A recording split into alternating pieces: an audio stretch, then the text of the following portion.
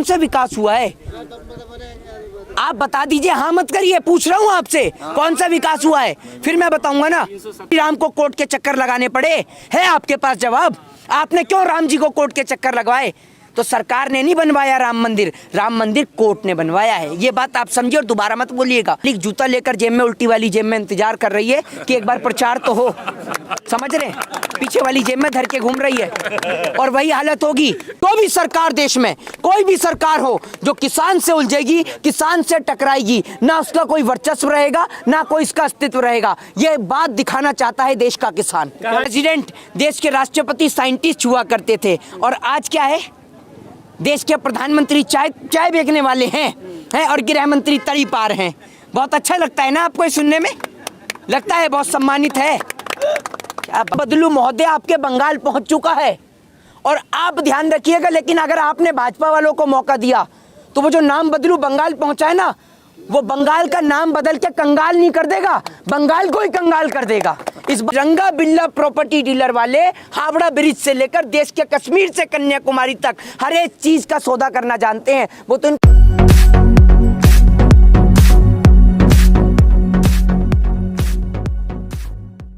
बहन बेटियों की इज्जत आबरू सुरक्षित नहीं है, तो ऐसा उत्तर प्रदेश का मॉडल हमें कहीं और नहीं चाहिए। और अगर आपने बंगाल के बजाय, बिहार के बजाय, चुनाव प्रचार करने के बजाय अगर आपने उत्तर प्रदेश पे ध्यान दिया होता ना, तो आज ये उत्तर प्रदेश नहीं, ये उत्तम प्रदेश बन गया होता। लेकिन आज तो ये बदतर प्रदेश बन चुका है। आप ये समझिए, आपने तो सिर्फ नाम बदला है।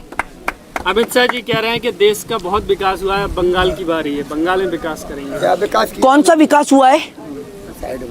एक बात मुझे बताइए ना, कौन सा विकास हुआ है? आप बता दीजिए, हाँ मत करिए, पूछ रहा हूँ आपसे कौन सा विकास हुआ है, फिर मैं बताऊंगा ना। 370 हटा दी, राम मंदिर बन रहा है। यार आप लोग, भाई आप एक बात मुझे बताओ, कहाँ से पढ़ के? एक मिनट, अरे भाजपा उपलब्धि, भाजपा के नेता को लाकर बिठाओ ना एक दिन। राम मंदिर आप में कम से कम, भाई साहब जितनी बार भी इनसे उपलब्धि पूछ लो ना, जितने भी भाई वीडियो को देख रहे हैं सभी को देख लिएगा, पुरानी वीडियो में जब भी पूछू ना, नहीं सुनिए, जब भी इनसे पूछो तो ये राम मंदिर का ही नाम लेते हैं। फंडे खाना था, पैसा नहीं, ये राम मंदिर का ही नाम लेते हैं। राम मंदिर, आप एक बात मुझे बताइए, राम मंदिर देश की 133 करोड़ जनता की आस्था का प्रतीक है भगवान श्री राम, चाहे वो हिंदू हो, मुस्लिम हो, चाहे सिख हो, चाहे ईसाई हो, समझ रहे हैं आप? राम का आपने नाम लिया। एक बात मुझे बताइए, जब आप 3 तलाक का मुद्दा कोर्ट से पारित करा सकते हैं, तो क्या आपकी सरकार की इतनी औकात नहीं है कि भगवान श्री राम का मुद्दा कोर्ट से पारित कराने के बजाय सांसद से पारित कराते, पार्लियामेंट से पारित कराते? क्यों भगवान श्री राम को कोर्ट के चक्कर लगाने पड़े? है आपके पास जवाब? आपने क्यों राम जी को कोर्ट के चक्कर लगवाए? तो सरकार ने नहीं बनवाया राम मंदिर कोर्ट ने बनवाया है। ये बात आप समझिए और दोबारा मत बोलिएगा कभी भी किसी के आगे। और इनका जो विकास है ना, और उत्तर प्रदेश के मुख्यमंत्री के आगे मत पूछिएगा कि विकास कहाँ है वो, वरना क्या काम करेगा, सारे उत्तर प्रदेश में अनाउंसमेंट कर देगा कि सबका नाम आज से विकास, फिर जिसको भी खड़ा कर दो वही विकास दिखेगा। ये है इनका विकास। आज देश की गरीब जनता की वो हालत है कि जेब में अगर 5 रुपए भी ना हो ना, तो अगर आप शौचालय की बात गिनाने वाले थे, मुझे पता है आपके मुंह से ही पता चल गया था, समझ रहे हैं? आप शौचालय की बात करने वाले थे, तो गरीब जनता का वो हाल है कि अगर जेब में 5 रुपए भी ना हो तो गरीब आदमी शौचालय भी नहीं जा सकता। तो आपने गरीब आदमी के लिए करा क्या है? अगर भारतीय जनता पार्टी के पास कोई मॉडल है, शिक्षा के नाम पर, स्वास्थ्य के नाम पर, रोजगार के नाम पर और बेरोजगारी के नाम पर, या देश के किसान के नाम पर, तो आप उस पर चुनाव लड़िए ना। हिंदू और मुस्लिम के नाम पर कब तक चुनाव लड़ा जाएगा देश में? आपको शर्म आनी चाहिए कि माँ काली भी एक है और राम भी एक है। हिंदू मानने वाला माँ काली को भी मानता है, राम को भी मानता है। देश की 133 करोड़ जनता हिंदू, मुस्लिम, सिख, ईसाई सभी धर्मों में विश्वास रखती है। और देश के प्रधानमंत्री जी को तो बिल्कुल शर्म आनी चाहिए कि किसानों को छोड़कर वहाँ जाना उचित नहीं था। क्या आप अपने दिल पर हाथ रख के बोलिए, क्या प्रधानमंत्री मोदी को चुनावी रैली करनी जरूरी थी, या किसानों से पहले उनकी बात को जानना जरूरी था? यहाँ भी तो आ सकते थे एक बार कि आपकी क्या समस्या है, पहले आप बताइए। जब आपकी समस्या का समाधान होगा तब देश में चुनाव होगा, तब मैं मानता कि प्रधानमंत्री जी देश हित में कार्य कर रहे हैं और देश के लोग उनके साथ खड़े भी होते। आप बंगाल से आए, किस तरह का माहौल है? माहौल पूरी तरीके से बीजेपी के लिए खराब है। आप ये समझिए, पब्लिक जूता लेकर जेब में, उल्टी वाली जेब में इंतजार कर रही है कि एक बार प्रचार तो हो, समझ रहे हैं, पीछे वाली जेब में धर के घूम रही है। और वही हालत होगी जैसी भाजपा की सरकार जाएगी ना देश से, आप ये समझिएगा जो बोलेंगे ना भाजपा के पक्ष में, पब्लिक यहाँ अड़ा के रखेगी जूता, जहाँ दिखे ना कि देश कैसे बिका। मुंह में तो बात की बात है चाचा, पहले तो सर पे ही पड़ेगा इनके कि रेलवे कैसे बिका, एयर इंडिया कैसे बिका, MTNL कैसे बिका, BSNL कैसे बिका। एक बात आप मुझे बताइए, कॉन्सेप्ट के थ्रू समझिए, आपने मुझे 10 रुपए उधार दिए, अगर मैं आपके 10 रुपए लेके भाग गया तो आप मेरे घर पहुंच जाएंगे, मेरे घर पे जाएंगे, मेरे घर वालों से कहेंगे कि आपका लड़का मेरे 10 रुपए लेके आया, तो आप मेरे घर पे जाके अपने 10 रुपए ले आएंगे। लेकिन देश को चलाने वाले जो अब लोग हैं, इनके तो ना कोई आगे है ना पीछे है। तो भैया बेच दी रेल, बेच दिया एयरपोर्ट, बेच दिया BSNL, तो कल को जब देश बिकेगा, तो जब देश बिकने के बाद आप किसका गलेबान जाके पकड़ेंगे कि अगर रेलवे बिकी तो क्यों बिकी, एयर इंडिया बिकी तो क्यों बिकी, और जब रेलवे बिक गई तो रेल मंत्री को काय बात की तनख्वाह। जब देश में आप सभी चीजों को प्राइवेटाइजेशन कर रहे हैं तो मंत्रियों को तनख्वाह और वेतन भत्ता काय बात का। सरकार भी प्राइवेट कर दो ना, प्रधानमंत्री भी प्राइवेट चुन लेंगे। जब देख रेख ही करनी है तो 50,000 1 लाख रुपए सांसद को क्यों देंगे, 10,000 रुपए में चौकीदार रख के देखभाल करवाएंगे और अच्छी चौकीदारी करेगा। TMC में लंबे समय तक काम किया था मिथुन चक्रवर्ती ने, अब भाजपा में शामिल हुए हैं। मिथुन चक्रवर्ती तो कह ही रहे हैं, मैं पानी वाला सांप नहीं हूँ, मैं कोबरा हूँ, कोबरा। हाँ, समझ रहे हैं। अरे भैया आप कोबरा हैं तो मोदी जी को ढसेंगे, उनके भाजपा वाले को ढसेंगे, हमें ही ढसेंगे हैं, और आप हैं ही कोबरा।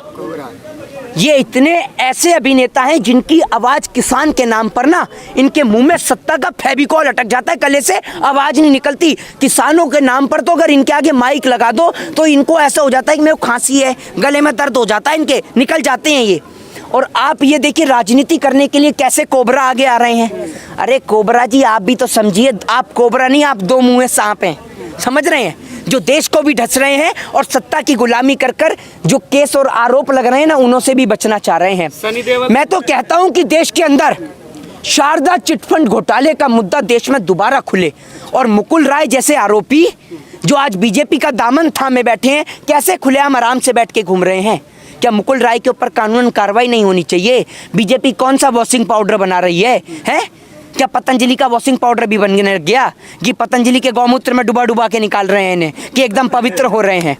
बताइए ना आप मुझे, तो कौन सा ऐसा वॉशिंग पाउडर है कि सारे आरोपी इधर जा रहे हैं और उधर साफ होकर आ रहे हैं? तो ये कॉन्सेप्ट है इनका। सर किसान कानून के बारे में बोल, ये कॉन्सेप्ट है इनका, फिल्मी बाजी से समझ रहे? तो पूछना है ये इनका कॉन्सेप्ट है सीधे तौर पर कि देश के अंदर ये पहले लोगों को परेशान करते हैं, जब लोग परेशान होते हैं तो वो सत्ता के पास पहुंचते हैं और सत्ता उनको ऐसे प्रेशराइज करती है कि आप पार्टी ज्वाइन करिए, आपके ऊपर से सारे आरोप साफ। तो पहले परेशान भी यही करते हैं, समाधान भी खुद देते हैं। जी आखिरी सवाल जी, अगर अब कानून वापस नहीं लेती है सरकार तो किसान हर राज्य में इसी तरह से बीजेपी के खिलाफ कैंपेन करेंगे, उसको हराने का? बिल्कुल नहीं करना चाहिए। क्या जब यहाँ पर नहीं सुनी जा रही है किसान की बात तो किसान कहाँ जाएगा? दिल्ली भी जा चुका है, दिल्ली जा चुका है, दिल्ली घुसता है तो मारा जाता है किसान को, हरियाणा पंजाब से पहले दिन आता है तो मारा जाता है किसान को। अरे किसान पिटने के लिए नहीं बना, किसान कोबरा बता रहा है। आप ये बात समझिए, देश के अंदर 100 दिन हो गए देश के किसान की बदहाली के, 100 दिन हो गए देश की सरकार की बेशर्मी के, और देश के अंदर 100 दिन से ज़्यादा देश के किसान यहाँ सड़कों पर बैठे हुए हैं। लेकिन सरकारें इतनी नाकार है, इतनी निकम्मी सरकार देश के इतिहास में पहली बार, वो देश के प्रधानमंत्री जो एक और देश का किसान सड़क पे बैठा है, लेकिन किसान को देखना तो दूर की बात, सुनना तो दूर की बात, वहाँ चुनावी रैली और प्रचार कर रहे हैं। अरे आपको शर्म नहीं आती कि दिल्ली के अंदर किसान बॉर्डर पे डटा हुआ है, इनसे बात करने के लिए एक बार आप आ जाएं। आपको बंगाल जाना जरूरी है, आपका बंगाल दौरा जरूरी है। अरे देश के अंदर तो हर 6 महीने के बाद कहीं ना कहीं चुनाव होते हैं, चुनाव तो दोबारा भी आ जाएंगे, लेकिन जो देश के किसान के जो 300 से ज़्यादा किसान भाई शहीद हुए हैं वो दोबारा आ पाएंगे क्या देश के अंदर? और जो शहादतें लगातार बढ़ रही हैं उनका जिम्मेदार कौन है? क्या जवाब देगी देश की सरकारें? लेकिन मोहित जी किसान भी तो वहाँ जाके रैलियाँ कर रहे हैं, तो किसान क्यों ना करे? मतलब किसान को जब आप दिल्ली बॉर्डर पर, एक बात मुझे बताइए, अगर प्रधानमंत्री मोदी जी कह देंगे कि तीनों कृषि काले कानून वापस, तो क्या किसान बंगाल जाएगा? बंगाल में खड़ा हुआ है क्या इलेक्शन के लिए कोई इनके घर से? क्यों जाएगा वहां पर? तो ये प्रधानमंत्री मोदी को नहीं दिख रहा क्या? बंगाल क्यों गया? जब दिल्ली में ध्यान नहीं दिया गया, जब दिल्ली के अंदर किसान घुसता है, हरियाणा से पंजाब से जब दिल्ली के अंदर पहले दिन आता है तो इसके ऊपर आंसू गैस के गोले दागे जाते हैं, कभी इसके लिए कटीले वायरों का प्रयोग किया जाता है, कभी इसके ऊपर वाटर कैनन से पानी दागा जाता है। तो आप, ये पूरा देश देख रहा है आज किसानों के साथ में, और आप किसानों के ऊपर जब ध्यान नहीं देंगे तो किसान बंगाल भी जाएगा, असम भी जाएगा, तमिलनाडु भी जाएगा, केरला भी जाएगा और पुडुचेरी भी जाएगा। लेकिन मांग तो किसानों की जो नए कानून हैं उनको वापस करने की है। भाजपा को कश्मीर से कन्याकुमारी तक किसान जाकर अपना वर्चस्व दिखाएगा कि क्या ताकत है किसान की, और किसान से उलझने वाली सरकार की हालत क्या होगी ये किसान आपको दिखाएगा। कि जो भी सरकार देश में, कोई भी सरकार हो जो किसान से उलझेगी, किसान से टकराएगी, ना उसका कोई वर्चस्व रहेगा, ना कोई इसका अस्तित्व रहेगा। ये बात दिखाना चाहता है देश का किसान। कहा जा रहा है कि अब किसान सियासत करने लगे हैं, राजनीति में आएंगे क्या? तो एक बात मुझे बताइए, तो ये क्या राजनीति की कोई डिग्रियां दी जाती हैं? एक समय वो था कि देश को चलाने वाले देश के प्रधानमंत्री इकोनॉमिस्ट हुआ करते थे, और देश के प्रेसिडेंट, देश के राष्ट्रपति साइंटिस्ट हुआ करते थे, और आज क्या है? देश के प्रधानमंत्री चाय बेचने वाले हैं और गृह मंत्री तड़ी पार हैं। बहुत अच्छा लगता है ना आपको ये सुनने में? लगता है बहुत सम्मानित है। क्या बात कर रहे हैं, हद नहीं आती। तो आप ही लोगों ने, देश की जनता ने चुना है। तो आप लोगों में आप नहीं आते, आपकी सबसे ज्यादा भूमिका है, आपका तो बस नहीं चलता। आपने लोगों ने तो चाटुकारिता के सारे दे रही है ना, तो वोट देने के लिए परेशान किसने करा? मोहित जी, हम जैसे तो जेल भी जा रहे हैं सच दिखाने के चक्कर में। आप क्या करें बताओ? अब आप समझ ही नहीं पा रहे। आपके माध्यम से नेशनल चैनल को संकेत है, नेशनल चैनलों को संकेत है। हम नहीं डरते, आपको डर बोल रहे थे। तो हमने कौन सा डरे? अरे भैया सुनिए, अगर हम डरते ना तो हम बोलते नहीं, समझ रहे हैं? नहीं, मैं क्या कह रहा हूँ, हम डरते तो हम बोलते नहीं, हम तो खुल के बोलते हैं और देश के किसान के समर्थन में बोलते हैं। अरे भाई आप सुनिए, देश के अंदर भगत सिंह को कोई चुनावी इलेक्शन नहीं लड़ना था, देश को आज़ादी दिलानी थी। राजगुरु सुखदेव को कोई चुनावी प्रचार नहीं करना था, देश में इलेक्शन नहीं लड़ना था। शहीद चंद्रशेखर आजाद को इलेक्शन नहीं लड़ना था, समझ रहे? तो वो लोग देश से प्रेम करते थे और हम देश से प्रेम करने वाले लोग हैं। और आप इस बात को समझिए, हम इस गुलदस्ते के 4 सुनहरे फूल हैं, हिंदू, मुस्लिम, सिख और ईसाई। अगर एक फूल टूट जाएगा ना तो पूरे गुलदस्ते की रौनक खराब हो जाएगी, और हमें इस रौनक को खराब नहीं होने देना। देश को बचा के रखना है, बरकरार करके रखना है। यही कह रहे हैं कि आप देश से प्यार करते हैं। भारतीय जनता पार्टी भी यही कह रही है, जो कुछ हो रहा है देश हित में हो रहा है, चाहे नोटबंदी हो, चाहे कोई और मामला हो। ये किसान बिल जो है ये भी इनके फेवर में आया है, और देश के किसानों का फायदा होगा, देश का फायदा होगा। एक बात मुझे बताइए, पिछले 7 सालों में देश के फायदे के तहत नाम बदलने के अलावा कौन सा फायदा इस देश ने देखा है? एक ऐसे मेडिकल कॉलेज का नाम बताइए जो प्रधानमंत्री मोदी जी के द्वारा बनाया हो। एक ऐसे हॉस्पिटल का नाम बताइए जो प्रधानमंत्री मोदी के द्वारा बनाया हो। एक ऐसे नए एयरपोर्ट का नाम बताइए जो प्रधानमंत्री मोदी के द्वारा बनाया गया हो। एक ऐसे नए विश्वविद्यालय का नाम बताइए जो प्रधानमंत्री मोदी के द्वारा बनाया हो। बताइए ना आप मुझे, कैसे भारत को विश्वगुरु बनाएंगे? ऐसे बनाएंगे कि देश के किसान को सड़क पे लाके बिठा देंगे, या ऐसे बनाएंगे कि जिस देश के अंदर अगर आप लोन लेने जाते हैं गाड़ी के लिए तो आपको कम टैक्स पे करना पड़ता है, लेकिन शिक्षा के लिए लोन लेंगे तो आपको ज़्यादा पे करना पड़ता है। और सबसे बड़ी बात, अभी बंगाल से ही आए हैं, दोबारा बंगाल जा रहे हैं 16 को।